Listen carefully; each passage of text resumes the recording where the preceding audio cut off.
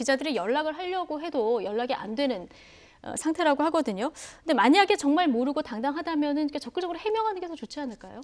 그러네. 이제 최규일 의원 입장에서 아마 그게 뭐 변명 여지가 없을 거예요. 왜 없냐면 일단 이문정 검사 사실대로 얘기를 하고 있고 굉장히 구체적입니다. 그렇기 때문에 당시에 검찰국장은 최규일 의원이 이 지금 사태를 모를 리가 없다는 거죠. 그럼 알고 있었으면서도 이걸 덮으려고 했느냐, 이제 그게 가장 중요한 거 아니겠어요? 특히 최결 의원과 관련된 부분에 있어서는. 그런데 사실 인사이동, 그러니까 5년 후에 통영지청 갈 때는 최결 의원이 인사권을 쥐고 있지 않았어요. 네. 아마 그때는 아마 정치권을 갔던 것으로 보이는데, 근데 그 전에 일단은 이 사태가 발생했을 때는 검찰국장이었단 말이에요. 그리고 이문영 검사 아니면 감찰을 통해서 이런 일이 있었다는 걸 알고 있었는데, 본인이 검찰에서 가장 실세인 검찰국장으로서 이걸 덮으려 했다는 게 이문정 검사의 얘기 아니겠습니까? 그러면 최규일 의원도 이 부분에서 책임을 면피할 수는 없는 거죠. 그래서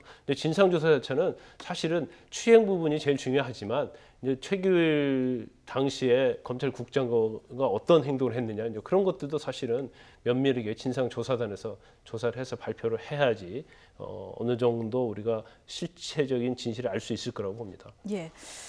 어쨌든 이 성폭력 피해를 말하면 불이익을 당하고 이런 악순환의 고리를 이제 끊어야 되는 그런 시점이 온 건데요. 이 서지현 검사가 이제 불을 당긴 겁니다.